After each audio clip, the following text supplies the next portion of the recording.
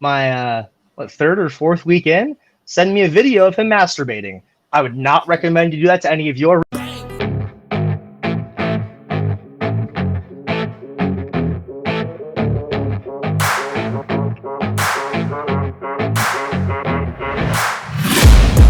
taking shots at the enemy. I'm gonna make it to. Do we say hi to each other first? that should be a great little cut. Do we say hi to each other first? Yeah.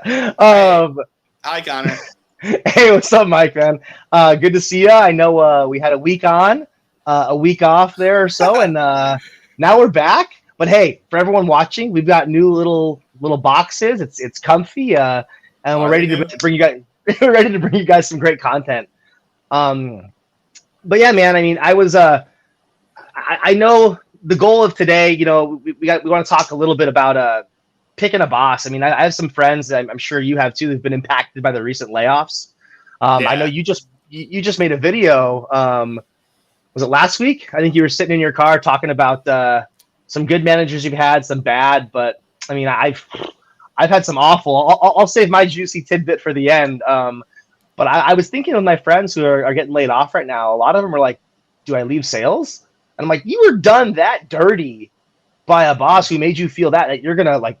But it just got me thinking, like, you've done really well in sales. You're crushing it still right now. I imagine you've had some great bosses, but from the video, I heard like there might have been some not so great. So if you could just kind of expand on that little video you did a bit more and kind of talk about the journey with your managers. No, for sure. Well, yeah. The only buddy that can fire me now is me, but I should fire myself sometimes. But no. Yeah, so I mean, a lot of the video was talking about more or less before we dig into like the manager, you know, who you directly report to. It was, you know, things to ask specifically in logistics in our market. Connor's no longer in logistics, but what I was saying is specifically in logistics, transportation, what to look for in a company, right? And you know, obviously a manager. We're going to talk about, you know, having a manager and who you directly report to in the beginning of your career is, at least in my opinion, because it drastically changed the way my career, I believe, would have went out. Right. So what do you want me to talk about this person, or do you want me to talk about an idea, like a moment where I knew that this was like, yeah, I think what would help everyone, and at least how I follow stories, if you've got, it's one thing to talk about the strategies, and they're important, but they mean a lot more, I think, when you can align them with a personal story. I mean, you know, so like, I got you. When's a time that you either had, I would be curious, a time that you had a really great boss, and why were they, but what did they do that made them great? And on the flip side, just for the cringeworthiness, I'd love to hear a horror story or two. All right, cool. So, I started my career. It was funny. So, I started my career, and I'm actually doing really well, right? Funny story. Actually, I started off bad just because, I'll just say this. I ended up getting the first 2 weeks on. We our franchise owner comes in, and he just so happens to be the senior vice president of corporate too, right? So he takes us all out. I'm 2 weeks on, and it's me. Two weeks into your logistics career. 2 weeks into my logistics career, and had they take us to the Tigers Detroit baseball game. Ended up having too many pops. Ended up in the ER. My director, we're close. We're very close still to this day, but I get a text. I go, dude, I just woke up. I was in the hospital bed. They pumped my stomach, and he was like, I have to show up to work. So that's how I start my career. And I remember we were going out to Dallas for like training, and it was me and this other kid. We were brand new hires. So that kid already had like 20% above me. I was just like, they were like, just don't talk. I just don't talk. So I was already then. Skill just took over, right? I started killing it, and that kind of just was like, all right. But I just had my head down, So that's just a random, but that's how the beginning of my life just always starts, right? It's like he's gonna fuck up multiple times, but that's just who he is. And if those who know me, even throughout my career, know it's like he just gets it done, right? He's just gonna be that guy. He'll get it done. But so, anyways, I start killing it, and I remember, right before the new year. So I started in summer of 2014. We're going into the new year. And I remember my director, he was the director at the time, wasn't the person I reported to directly, but he was just like, the guy I reported to, though, we had dual managers, but mostly the guy I was reporting to was Sean Layton, right? And they were like, he was their top rep. He was still a rep. He took me on my field ride and everything. So we call that player coach, right? Is how I've heard it. Player coach, right? Yep. But he was transitioning. I didn't know what was going on, but he was transitioning. He was always on my meetings. He was always in the field with me. And to me, he was definitely my manager, right? I looked at him. I always went to him for advice. He always helped me. He was running everything. So they were transitioning him anyways to be my manager. But anyway, so I just had to give some context to it. So it's like when I'm sitting down, it was right before the new year. My boss's boss is like, we're having our wrap ups, and he's just like, listen, you're the next. It's safe to say, I think you're going to be the next Sean Layton in this office. Oh. And so that's a good. That's why I wanted to give context to high Sean. Praise. Yeah. Well, then Then my fiance at that time we ended up ending things, and as you know me. My biggest strength, my biggest weakness, and it's wearing my heart on my sleeves. And it's funny is because I always say is emotions make you emotional. This is where I actually learned that saying because I was doing so bad after this. It was emotions make you emotional. Logic makes you wealthy. And I remember, my franchise owner was the one who said that to me and he didn't anyways. But so that happens. And me and Sean are very close. And he was like, you good, man? And I was like, I don't know, man. This is bad. And I just super emotional. So 6 months, dude, gets into the new year, not selling anything. And it's not my work ethic didn't change. I was in the office. So I was meeting with mid-level. That doesn't matter. But the point of this is what happens next. And I didn't know this till after I left Worldwide Express is what we and him were talking. So I should have been fired.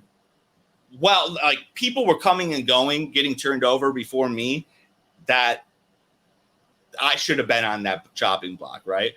And I remember that he came to me and he was like, listen, you got 2 weeks. You got to do something. You got 2 weeks. You got all these. He was in the office with me till whenever, right? Whatever I needed, he had me. Ended up flipping this. I don't know what happened, but I ended up flipping the switch and just killing it, dude. That year, first year, I was like 13th out of 700 reps in the country. Wow. And that's after just not performing at all for 6 months. No. Yeah. But I just so here's what I think a good manager is, though. He practiced what he preached, but the biggest thing to me is where I would, no matter what, I would go to hell or back for him to this day. And I don't know, and we don't even work together or anything anymore. I would do anything for that guy. Is he was high on me, not just when I was performing great, but when I was at my lowest low. He ended up putting his job on the line to give me 2 extra weeks. He said, you could fire me if he does not perform in 2 weeks. And who knows if he would have got fired. But the fact of the matter is, that he told me that I have the ability to be the best in this company. And he said it to me when I was at the highest of my high, and he said it to me when I was at the lowest of my low. So my thought was in my head, that's the fucking guy you want to ride with. That's the dude that put aside all the training, and that goes a lot with it, right? But the fact of the matter is that dude literally did that for me. Yep. that changed everything, dude. I would have been gone. And I think, listen, I'm a winners win, right? So I would have figured my shit out. But the fact of the matter is, when everybody else was ready to throw in the towel, and I didn't, and that's a huge thing that really stuck with me too. The people that were always on, oh, Nimi's this, Nimi's great, we're ready to fucking throw that towel in. That dude stayed true to who he was. And that's why in my head, and again, it caused a little friction too, because I never trusted anybody besides this dude. Yeah. But shout out to him, dude. He's a fucking, everything about that guy is why I'm here today. And I will give him so much credit, dude. It tears me up because that dude did not have to do, he was never, let's face it, they guaranteed they wouldn't have fired him. But the fact of the matter is that dude still stuck by my side. He managed you and believed in you as I guess it sounds like he got to know the person, where I've had a lot of managers that manage, they manage through spreadsheets. They only see you as the percent to quota. They see you as your number of cold calls. And like you're saying right here, when those even weren't so good, because he was hot, I think your word's high on you, right? Or vice versa. So is that what you're saying? Is that he managed you the person mattered. Or? Yeah. Numbers mattered, but he still had faith in me. It wasn't my work ethic. It was more or less like, the dude is an emotional guy. He knew that, but it came down to it, right? And I knew I had to do something, dude. Like I had to he couldn't keep doing this, but he never lost faith is what I'm saying. I needed that. I needed him to be like, my back's against the wall. I got you. But he didn't even have to say his back's against the wall. When a guy comes up to me and says, dude, you got 2 weeks. Yep. And I just knew in my head, I said, dude, and he never told me anything, but I'm not an idiot, right? In the back of my head, I'm like, this motherfucker is putting his neck out in the line. I just know it. And I was like, so you grinded out because of the respect and the admiration and that relationship. No, that's deeply insightful. I mean, and that's, I would say that's, in my experience, at least, that's pretty rare. I've had more jobs than I should have by now, and more managers than I should have. How is there any way, I guess, when you're looking for a position, how do you find someone like Sean? I don't know, man. I mean, he's been like, I've been through, like, I've seen the way I've climbed corporate ladders and I see how they are. He is literally, bro, the realest as they come. You want to talk about real is rare? That dude is the realest dude. He might have to put on some front, maybe whatever he had to do, but he was always real with me. And even after, like, no matter what, the dude has always just been a real one. And anybody that has ever got to work for him, that, I don't know. I don't know, man. He is a unicorn. And I don't get, me saying that doesn't do anything, right? So it's not like, I'm plugging him, but I'm not plugging him, if that makes any sense. Do you think that's that like, how big of an impact does Sean have on why you're still in transportation today, why you're still in sales? I mean, do you think how would that have gone differently if he weren't your boss? I mean, you would have been out the door when the numbers dropped, or? I mean, I would have. Sean played dude, I watched him and I didn't even even after, dude, even when I was running my own things, I would go to him over my own managers that were like that. Okay. I won't get into the weeds on it, but don't need to. But he was always my guy. Like, dude, even when I got into management, when I got into just like a lot of shit went down, even after that, he was to this day, he's always my guy. I know for a fact if I was to text him, it's not like we talk every day, dude. It's not the way we are. But it's like if I needed him for anything and I was or some advice, he'd give it to me. But I would not be where I am a better person.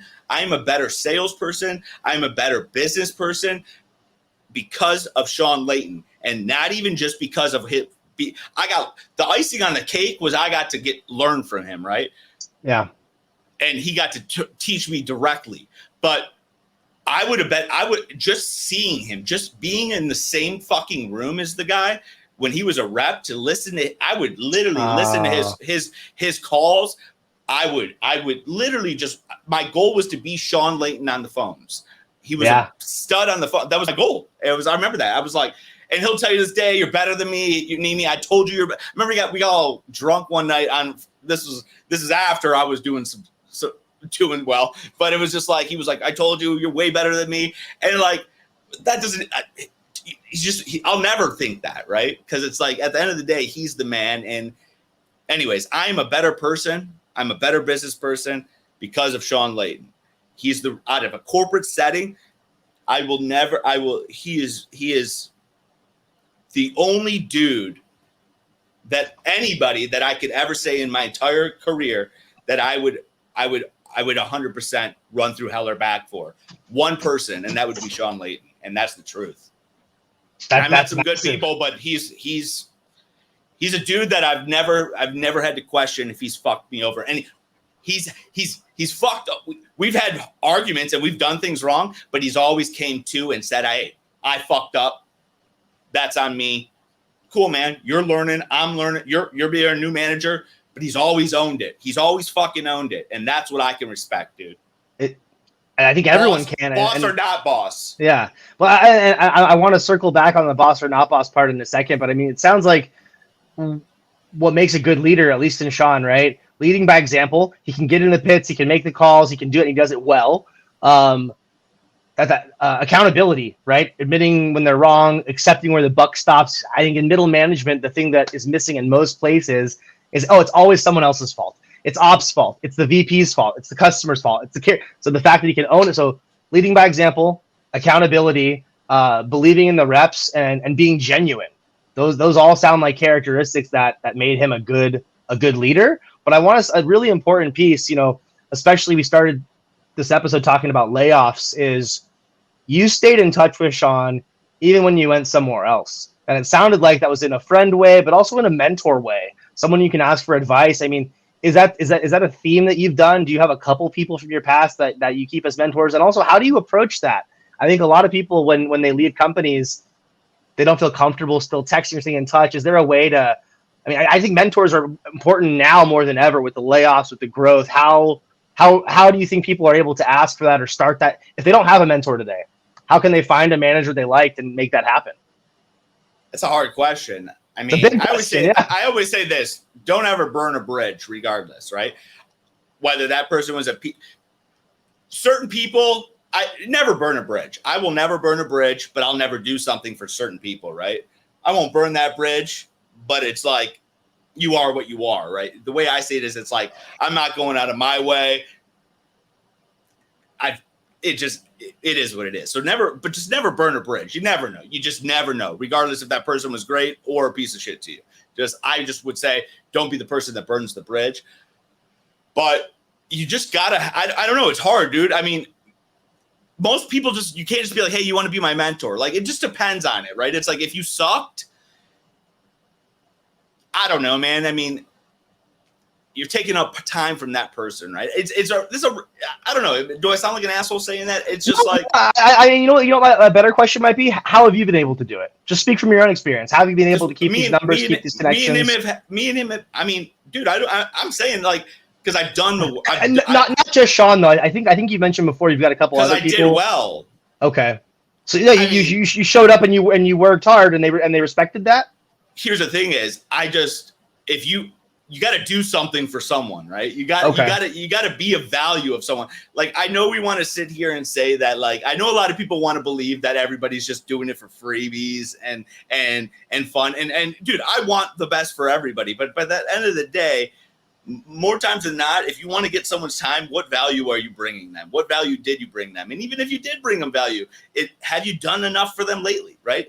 That's the way the world is. And do I sound pessimistic or cynical? No, the title of the show is Real is Rare. I mean, if that's what the advice is, call it like it is. And I think that's important to say too, because the last thing we'd want to do is say, oh, it's so easy, go like this, 1, 2, 3. And then a bunch of people go and do that. I'll tell you this: I've done a lot of shit. I've done a lot. I'll be the guy too. There's times I haven't answered my phone for people that maybe I should have.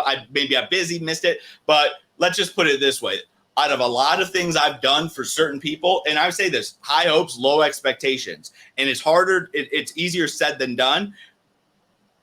If you find people that are willing to give you their time and you've even if you haven't done anything for them, then keep those people close, especially in the work atmosphere. But again, use your favors wisely is what I say, dude, right? You're going to have a couple people in your circle that are willing to, you're just like me and you, right? It's just like certain people are willing to, it's funny is even like when I posted that thing about like looking for, lost 2 million in sales, people out of the woodwork that people that I don't know offered me their time, which was kind of refreshing, which was kind of interesting. And some of the people that always love my shit never even, dude, some of them are the people that guarantee you wants to see this fail.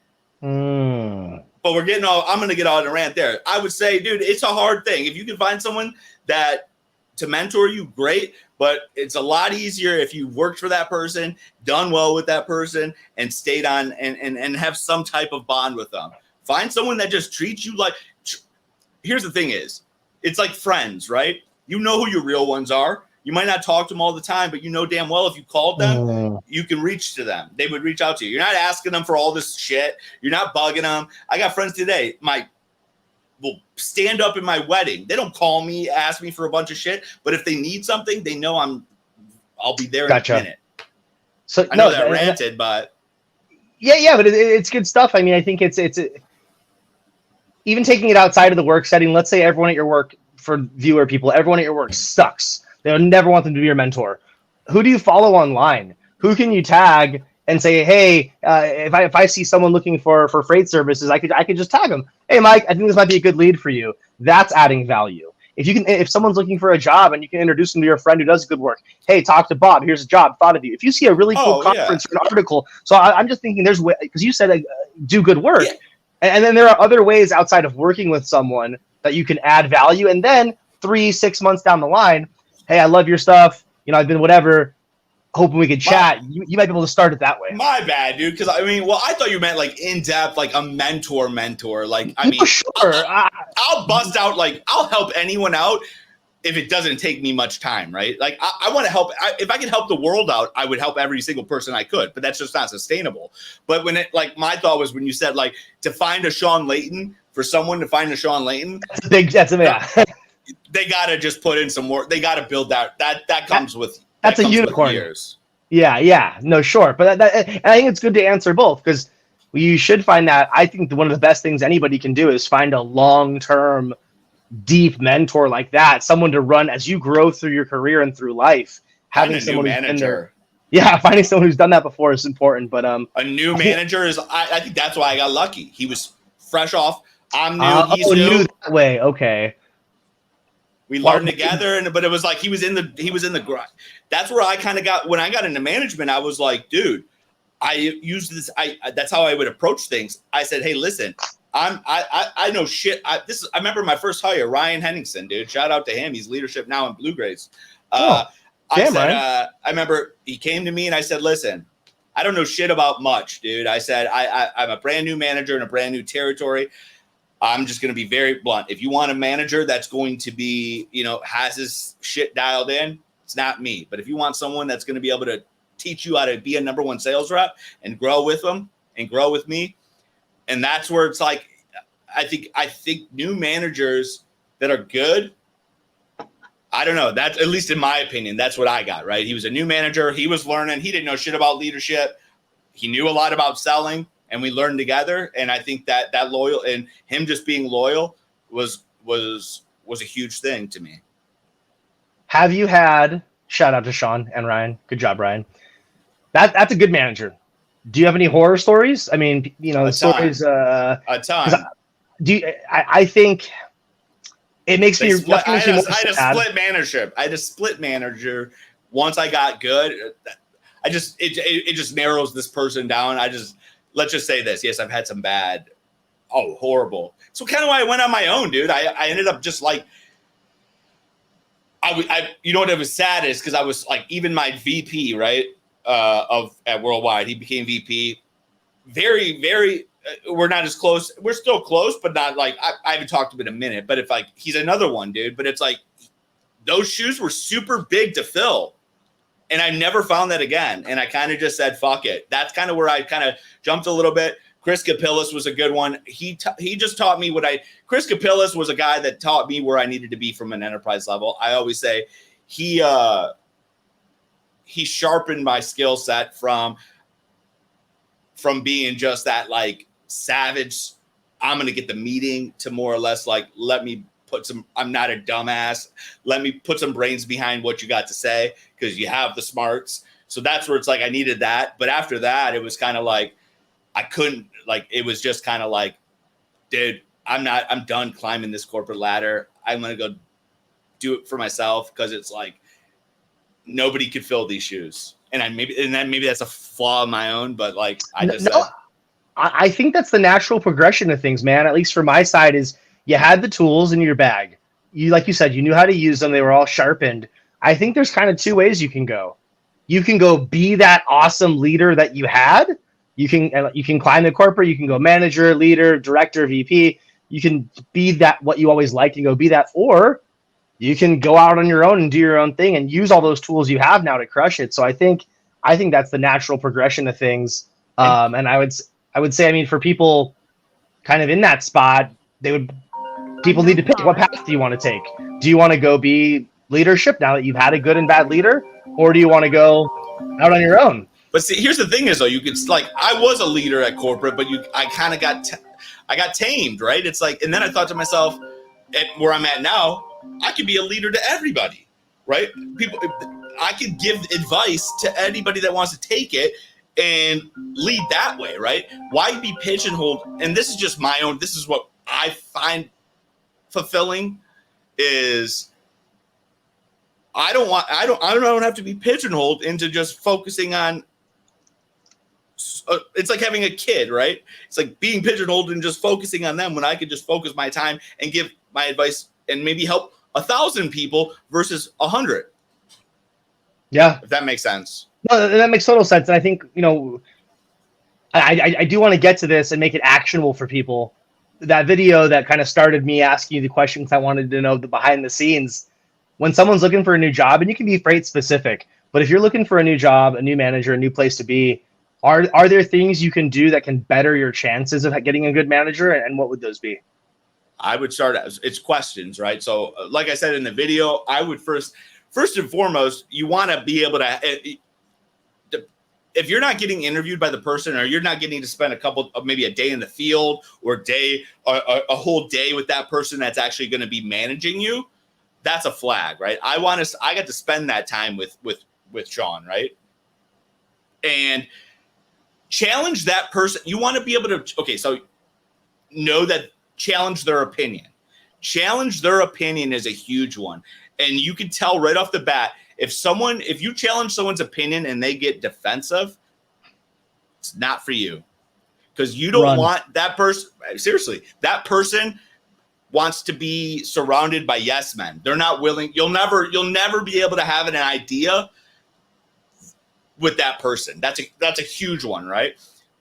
And ask other people without them even asking you, or without them, they might give, like I said, they might give you people to talk to. Hey, talk to this person. And they're coaching. More times than not, it's coaching them up, right? And I'm not saying this is being deceiving. It's just the way it is. I would say I'd rather go ask someone, hey, what do you think about Connor? Right? Off the blue. Right? What do you think about Connor? And some people might say they hate him. Some people might say they're not, but you're getting honest answers just randomly. And you got to take it from there. But I would ask people I'd ask the lowest performing people, highest performing people. What do you think about, what do you like about here? And don't even say you're interviewing. I don't know, but I would honestly ask people in that company that report directly to the person that you're going to reporting to, what they think about it, what they think about what's great about them, what's bad about them. And if they don't have anything bad to say about someone, that's a flag too. That's spooky. Yeah. There's always an issue with something. I like that. And I'm big on sales training, and that's a huge one. I got lucky. The company I was at, put the manager aside, dude, they're just dedicated. I mean, you saw the way I was trained, dude. It was just like, that's a unicorn too. And I know that's crazy to say, but I got fucking lucky. I mean, it was a grind, dude. People were getting cut left and right. it was a grind. I'm not going to lie about that, but I look back at that now. The training and the manager, one of my managers, I would not. I don't want to say I wouldn't be here, but maybe I wouldn't be here. I definitely wouldn't be as far as I am today without that. Yeah, I mean, and I knew nothing about that, dude. I got lucky. I did not know what a good manager looks like. I didn't know what a prime training looks like. So I got freaking lucky. I got lucky as hell. And hopefully, I mean, it's not easy, like you said yourself. You did get very lucky. To make it a little easier for other people, I would say, and this rings true for me as well. Make sure that the organization invests in development. You sure, not just the 2 weeks of training, now you're on the phones, but is it ongoing? Are they constantly making you better? Because I have found the places that are afraid if you get too good, they're going to leave. And that's a red flag. So make sure there's ongoing development. Like Mike said, ask the questions. And it's so easy now with LinkedIn, with Facebook, even just calling into their sales line and just asking those questions to people. So just yeah, see what they're really like. Trust me, the leader is if this is a joke, but I was gonna say, if the leader has ever posted something about cold calling's dead, run. But yeah, so get a good vibe for him. It's easy. And I would also say, if you've had a bad manager, because I have, but you like sales, keep fucking going, because don't let the one bad manager and the shitty experience ruin it for you. I've seen people switch to customer success, to marketing. There's nothing wrong with that, but don't give up if the first manager you have sucks. Go find a new one. Learn from it. You'll find good. I took a lot of stuff from my shitty managers. Some of their. Everyone has pros if you think about it to a certain degree. I've took the pros and then I remember the bad and I said, I'm gonna learn not to do that. It's like having grown up with a bunch of alcoholics for parents, right? Or for instance, I grew up with a shitbeat dad, right? Left me, and I said, I know what, I'm not gonna treat a woman the way this person treated my mother, right? Think about it like, again, not to get all deep, but that's kind of how I thought about it. I said, listen, I know what I know what this dude. This is a flaw. This is how he treated a woman. Same thing with sales, right? This is the shittiest things these shit managers have done. I'm going to make it a point to not do that. Ooh, I promised everyone my super juicy nugget story of my bad manager when we first started. So I had a manager, my third or fourth week in, send me a video of him masturbating. I would not recommend you do that to any of your reps. I learned what not to do. Oh man, it was so awkward too. So I had only been there for like a few weeks, right? You take the cake. I'd only been there for a few weeks. There was no boss above him at the time, or we had just filled that role. So that guy's brand new. I didn't know him. So I get this freaking video, and immediately after, like 20 million pictures, not of that, just of random. So you could tell, like, he accidentally sent it to me. He's like, oh shit. He said a bunch of other stuff trying to hide it. And then I got it was the best joke. I don't even think he realized he made it. Sorry, my phone went nuts. And I'm like, you just made a dick joke and didn't even realize it. So Bro. I had that. I didn't know like who to tell about it or what, so I just didn't say anything. I wouldn't. But then it like ruined my life, because homeboy would have like weekly one-on-ones and development with all my peers, and he just ignored me for like 6 months. And I'm like, probably because he knows I saw him jacking it. So don't do that. That's gotta be so awkward, dog. It was so awkward, man. So yeah, you talk about learning and moving on, but not every manager is going to send you videos of their penis, you know. So keep going, find a new manager. There's a lot with that one. Or if you get one like your boy, if Sean would have sent me one of those, I would have said, "Yo, dog, wrong guy." But we're tight. Yo, Sean, you packing? Nice dick. Hey, yeah, bro, nice dick. See you on Monday. Yeah. So just goes to show, man. Before you send that dick pic, just be boys with your boy. Or be boys with the manager. Make sure you're cool like that. Not the third or fourth week you've met somebody. But yeah, man, that's all I had for today. So I wanted to, like, again, I've been seeing a lot of people get laid off. It sucks, and I just want everyone to find good managers. I want everyone to have their Sean. So I think we gave some good tips, man. That's a tough pill to swallow. Or that's a hard one. I'll just be honest. If you can find that person, and I'm not saying, if you can find that person, if you found that person, that's awesome, man, right? And that's like yeah, that's awesome. But you can take, there's certain, I don't know much about layoff. I'll let you discuss that, but like more or less like new college grads going into specifically logistics, I say focus on sales training. Not so every company, if it's a 3PL, every company can do mostly the same, right? If they're going to pump you full of like, tech this, ask what challenges they're currently solving, and not ask, don't ask the hiring manager, ask the people that are selling whatever they're selling, are selling the services. Ask people that they don't even give you intro to you to, and be like, hey, what are the challenges you're solving for your customers? And if those people can't tell you 5 things that they're solving or give you a real live example, that's a red flag, because they're not really solving anything. And that's specifically for freight. If they're telling you because we have the greatest technology, I mean, reach out to me. But at the end of the day, ask what challenges they're solving. And this is for freight. Ask what challenges they're solving. Talk to reps that they don't introduce you to. And then from a manager standpoint, I'd really spend a day with that manager, ask people that he manages. Hell, I would ask, for instance, if someone was to call me, someone that's not even with the company, here's one. This one just came to mind. If someone was to call me and say, hey, what do you think of Sean? People still to this day call me and tell me they're going to go to Worldwide Express. What do I think of it? That is someone I got nothing but great things to say, right? But find that, right? Call someone that doesn't work for the company anymore and see what they have to say. That's a great idea. That's the best thing about a manager. If you can find someone, that's the thing about managers don't realize. Don't burn a bridge. Sean Layton's got a resume for life with me, and he's got it with a bunch of other people too. You can find a manager like that actually valued where his people were and were all about their growth, even if it didn't mean any more with that company. That's the person you want to work for. I'll end it with that. That's it. That's the show.